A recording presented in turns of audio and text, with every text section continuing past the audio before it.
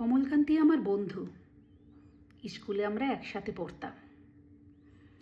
রোজ দেরি করে ক্লাসে আসতো, পড়া পারত না।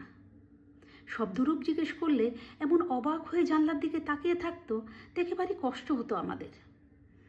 আমরা কেউ মাস্টার হতে চেয়েছিলাম, কেউ ডাক্তার, কেউ বা উকিল। অমলকান্তি সেসব কিছু হতে চায়নি, সে রোদ্দুর হতে চেয়েছিল।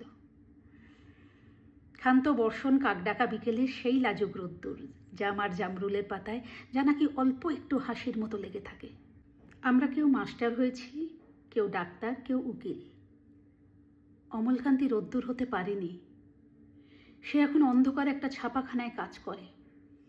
মাঝে মধ্যে আমার সাথে দেখা করতে আসে, চা খায়, এটা ওটা গল্প করে। তারপর বলে, উঠি তাহলে।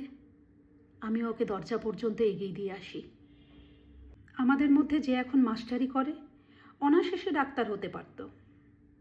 যে ডাক্তার হতে চেয়েছিল, উকিল হলে তার এমন কিছু ক্ষতি হতো না। অথচ সকলের ইচ্ছা পূরণ হলো, এক অমলকান্তি ছাড়া। অমলকান্তি রোদ্দুর হতে পারেনি, সেই অমলকান্তি যে রোদ্দুরের কথা ভাবতে ভাবতে ভাবতে ভাবতে একদিন রোদ্দুর হতে চেয়েছিল।